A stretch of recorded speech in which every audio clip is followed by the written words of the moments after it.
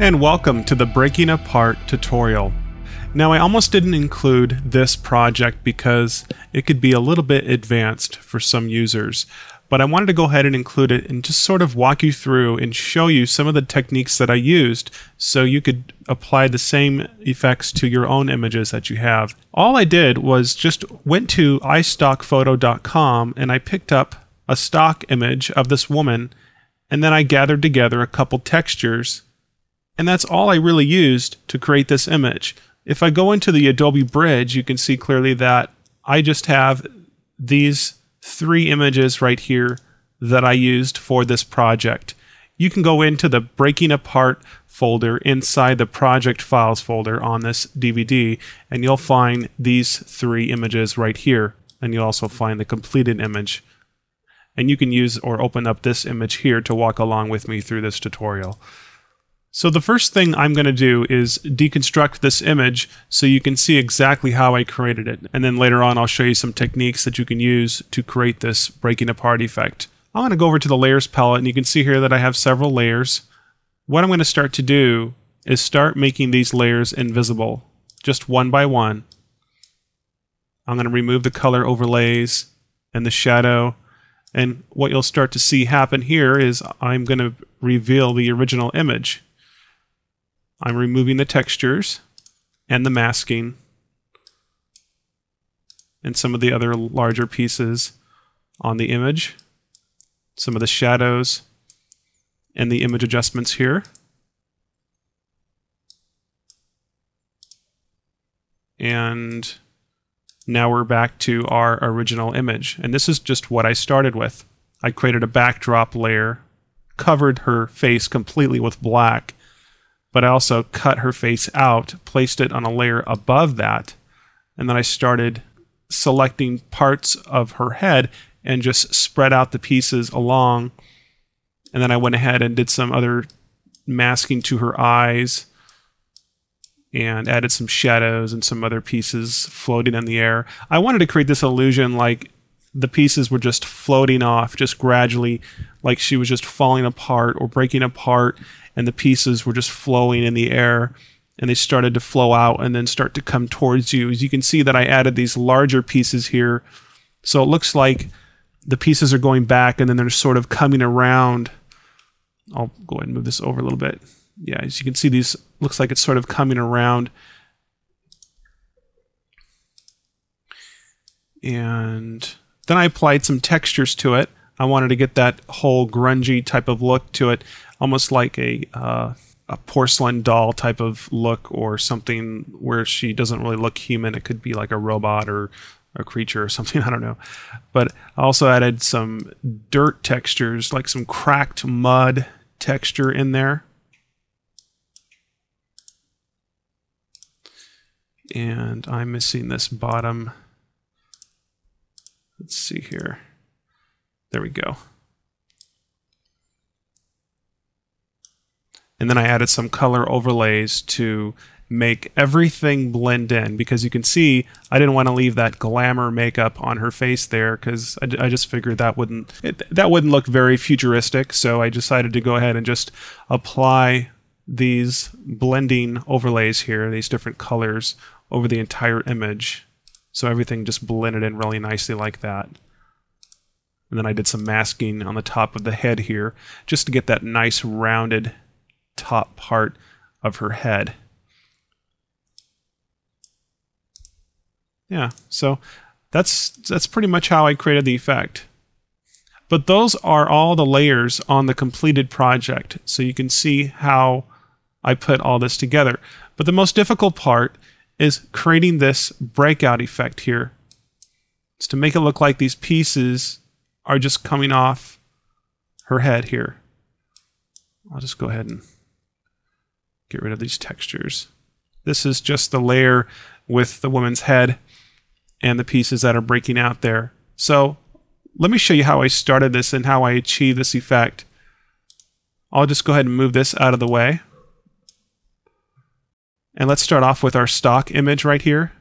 In order to get her head to break apart and have the pieces float and scatter over the back of the photo over here, what we must do is cut out her head and place it on a new layer and then start cutting out pieces on her head and then dragging those pieces over the photo, sort of over here in this direction.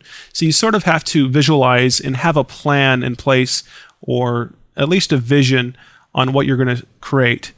You can go in there and start to experiment with things if you want and gather some inspiration or whatever, but it's good to have a plan in place. So let me go ahead and show you what I did here. All I did is I selected the lasso tool on the toolbar, and then I just selected her head here, and I want to make sure that I'm going just with her hair. If you have somebody that has hair, I'm just going to go right along the edge of her face and hair.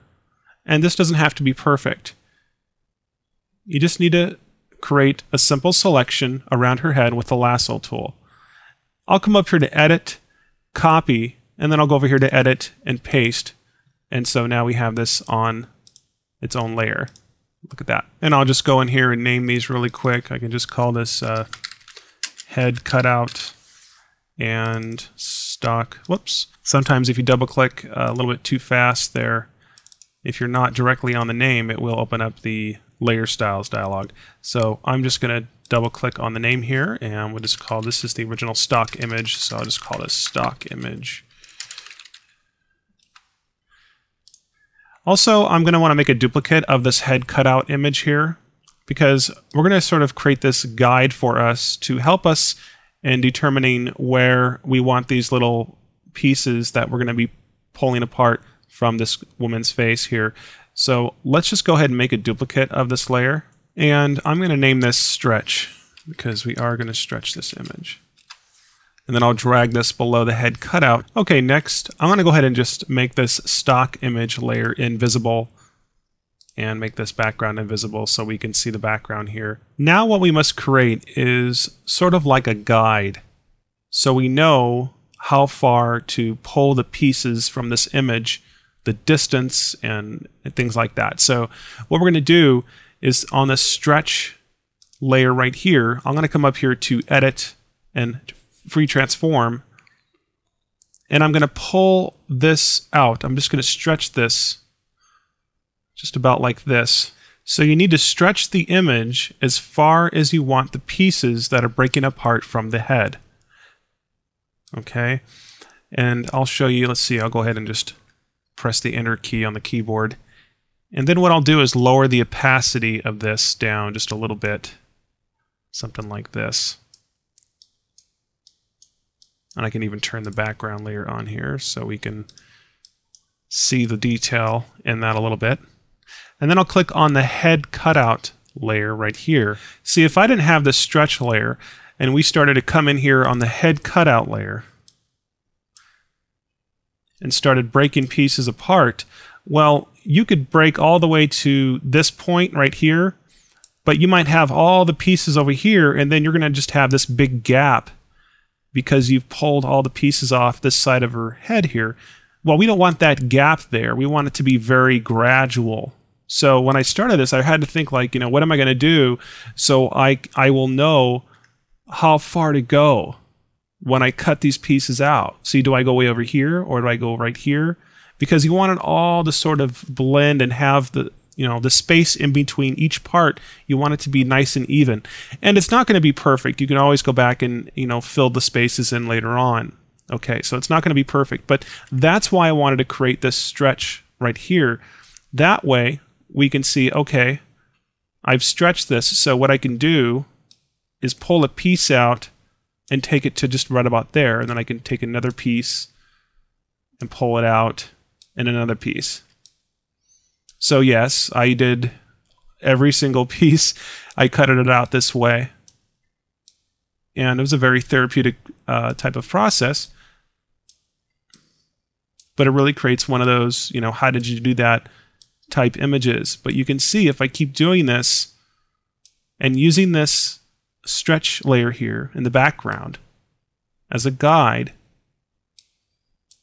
I'm much better off having everything fit evenly later on. And let me show you how I do this. I hold down the Control key, which is the Command key on the Mac, and I make a selection. And let me go ahead and just zoom in here a little bit closer so we can see this. But I'll select the lasso, and then I'll draw a selection, just a random crooked, it doesn't have to be a perfectly round circle. You almost don't want it to be because it needs to look like it's jagged and it looks like it's breaking apart. So I'll hold down that control key and click in the middle of that selection. You'll see the little icon here, little cursor change to a black arrow with a little scissors icon on it. And then if you click in the middle there, you can pull out a piece. Well, you'll want to try to place this piece in the exact same spot where you cut it out from. Okay, you see what I'm getting at here? So if you do it this way the whole time, there's going to be a better chance everything's going to fit in evenly when you get all done with this. So I'll just come in here and start pulling the pieces off. And I notice the closer you get, then you end up making smaller pieces.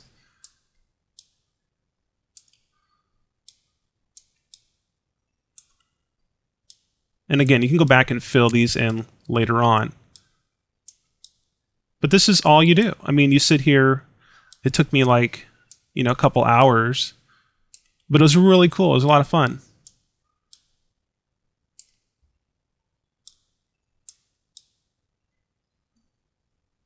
I'm getting a little sloppy here. You can also cut other pieces off like this. If you find your pieces are a little bit too perfect, then you can cut them apart. Try to avoid any type of straight edges, because that just doesn't look very real. And just you get to cut those up with a lasso tool, something like that. And this is the whole process. Whoops, let me go ahead and, there we go. And you continue this until you get very close to her face. By the time you get to her hairline over here, you really have to plan ahead. You have to know where you're going to stop. So we don't want to start breaking her eye apart and her mouth. So what you can do is make sort of like a guide so you know when to stop. So you could just paint something. I could make a new layer and choose black. And this is just a little thing here so you can see what I'm talking about here. But you can plan ahead where you want to stop. So let's see if I want to make something that looks like this. Whoops, there we go. Now I'll just come in here and I'll just around the cheek a little bit and over the eye and then over here and then somewhere over here. And you can keep this on a layer here and call it guide. Face guide or something like that. I'm not really good with names, so I just whatever comes to my mind. But this will help you so you know where to stop when you're breaking apart your image with the lasso tool. Okay? All right. And all you do is continue until you have something that looks like this. Now I've used the exact same process that I talked about just a moment ago to achieve this effect. I got really close to her face and I started drawing these little circles here. Let me go ahead and just make sure this is selected. I would come in here and with the lasso draw little selections like this, hold down Control, which is the command on the Mac, and pull the pieces apart. Okay? So it's the exact same process all the way through. It takes a little bit of time. Now, I could show you how you did the whole thing, but that would probably take a couple hours, and I'm not sure if you're going to want to sit through that whole thing. So I wanted to just show you exactly how I did this. Also, when you are finished, when you get all the way to her face, and you're following that guide that you created, well, when you get there, you're also going to want to make sure that you can crop this side of the face over here on this image. Now that I've completed all this, what I can do is make sure that her face is masked very close to the edge all the way around, even the eyebrows there, or the eyelashes, sorry. But that's what I did. I used the pen tool and I came through here and right along her face and I cut that out. If you want to know more about cropping and masking, if you want to master that, then check out the masking and cropping video on this course, and I'll show you and tell you all about that. But you can see that I've cut out this side of her face so it looks nice and even. And then I made this stretched layer invisible. And this is what I have. Now we can make the background visible again. And it might look something like this. We have the original stock image in the background now. Now I'm just showing you all this now with the final product image. That's called Breaking Apart. And I'm just going to walk you through from here on and show you exactly how I applied the textures and things like that. But you can see that I've turned on the stock image here so we can see it through the background. So what we must do is create sort of like this black background behind this side of her head.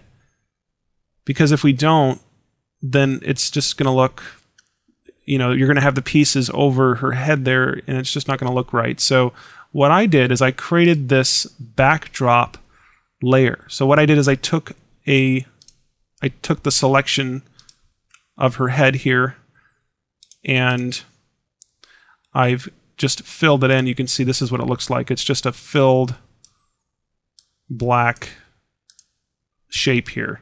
That's all it is.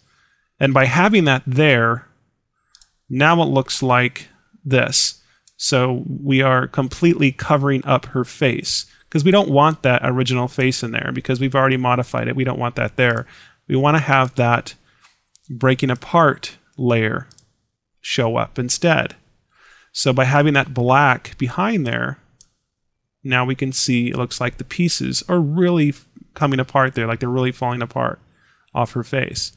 So that's one thing that you'll have to keep in mind when you're doing this with your own images, is that you have to cover up the face or the object with like a black shape or a backdrop or whatever color you want.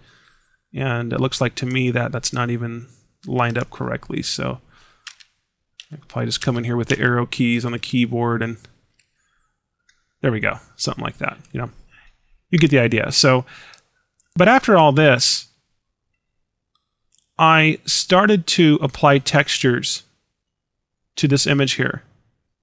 And so what I did first is I grabbed the peeling paint texture right here. So I'll double click on that and bring that into Photoshop. Then I'll come up here to select all, edit, copy, and then I'll go ahead and close this out. And then what I'll do is paste this texture here. You can see I've already done this, but I'm going to go ahead and repeat this whole process here so you can see exactly how I masked this texture onto her face. I'm going to come up here to edit and down here to paste. And yes, I'll go ahead and click OK. So we want to get this texture over her face. And I did this with just an overlay. Or actually I used like a color burn or something like that. I used an image adjustment or a blending mode to blend this texture over her face. And we can do that right now by clicking on this texture and then coming over here to color burn. And then I can go over here to edit, free transform. And what we can do is resize this. I can hold down Alt and Shift, which is Option and Shift on the Mac. And I can resize this texture down and position it where I want on her face here. And I'll just move this around here till I find a spot that I like. I kind of like this crack here, or this whatever it is going through her eye. So I think I'll probably leave it somewhere around here. And I'll go ahead and press the checkbox at the top of the options bar, or press the Enter key on the keyboard to confirm that. So let's create a layer mask on this layer. I'll just do this really quickly. I'll click on this Add Layer Mask button right here, and then I'll select the paintbrush with a large soft brush. And I'm just going to paint on the areas that I don't want that texture to be on, because having that texture there now is just covering up a lot of these areas, and we want to be able to see all these areas, so we don't want that texture there. I can even zoom out here a little bit and see about getting the very top of that. Looks like that's something else there, so I'll just leave that. And we can see that texture is a bit dark. So in this case, what we can do is click on this texture layer, hold down the Alt key, which is the Option key on the Mac, and I can create an image adjustment to brighten this texture. And that'll make it blend in really nicely. But I want to hold down that key while I select brightness and contrast on this menu here. And then I'll put a little check box or a little check mark in that box right there. And then I can brighten the contrast of this a little bit, something that looks like that. And I can go back to that anytime because it is an image adjustment, so I can just double click on that and bring it back and make an adjustment anytime I want. And I'll probably click on here and touch up a little some areas. And I'm just showing you this very quickly here so you can understand how I do this, but I don't want it on her lips here, so I'm just going to make it look like this. There's also some other techniques that you can do to form certain things like lines. You can form those to the face just a little bit more. I can click on that texture layer. So what I'll do is draw a selection around this scar here on this texture. And then let's come up here to select, and what we're going to want to do is feather this selection so it's nice and smooth. So when we distort this scar, it's going to be nice and smooth around the edges. Now I'm using Photoshop CS3. If you're using an earlier version, you'll find the feather option right underneath this menu here. But in Photoshop CS3, it's now in Modify, and then you'll find a little menu will pop out, and then you'll find the feather option right here. I'm going to go ahead and feather this by 20 pixels, so just enter in 20 there and press the OK button. Next, let's come over here to Filter, and down here to Distort, and select Shear right here. And this will allow us to shear and to push this or to curve this scar just a little bit so it looks like it's going with the shape of her face, sort of almost like a cheekbone or something like that. So I can make a little point in the middle here and just pull this out just a touch and maybe move this up just a little bit, something like that. Let's go ahead and see how that looks. I'll click OK, and there you go. You can see that sort of pops out there on her cheek. And I'll just come over here to select and deselect that selection. So you can do something like that, make that texture, make it look like it really fits on her face. So those are just some other little creative things that I did to this image to make it look a little bit more realistic. I'm going to go ahead and just click on this paintbrush and paint on this mask. I don't want that scar going through her eye, so I'll just go ahead and do something like that. Okay, great. And last, what I did is I applied a texture to all the pieces that are breaking apart here. So let's go into the Adobe Bridge, and I'll just double click on this texture right here, which looks like some old mud, cracked dirt, or salt ground or something like that. I thought it looked pretty cool, so I picked this out. I want to go ahead and double click on this. Let's bring it into Photoshop, and I'll come up here to select all, over here to edit and copy.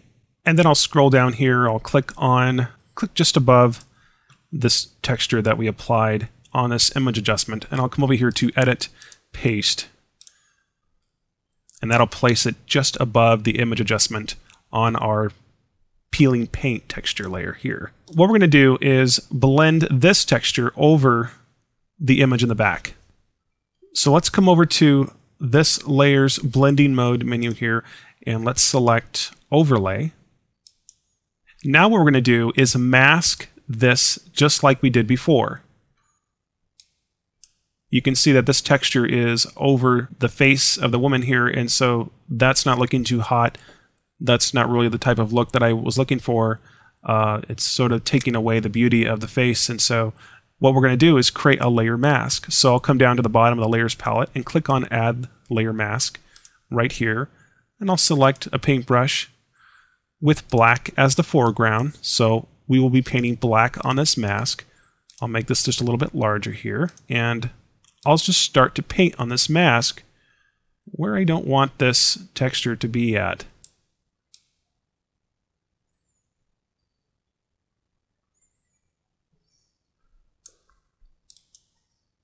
And you can see that texture blend really nicely over those pieces that we pulled apart from the face. And I'll go ahead and turn on my larger pieces here. And you can see that those are being blended nicely. And I did create an image adjustment for this as well. And there you go. So we can see we're moving along right now, and it's starting to look like the final image. I'll go ahead and turn on this bottom shadow here, which I created with a gradient, and that's pretty much the whole thing here. And you can see that I've created many image adjustments for this project. I even created one that enhances her eyes a little bit. You can see right here.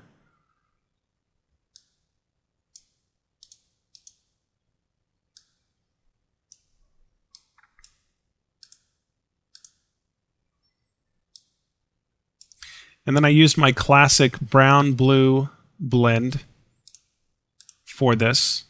I basically created a layer and then filled it in with brown, and then added a color overlay from the blending mode menu. I turned down the opacity, and I then added a blue fill layer with an overlay blending mode, and then a second blue blend layer, and overlaid that as well.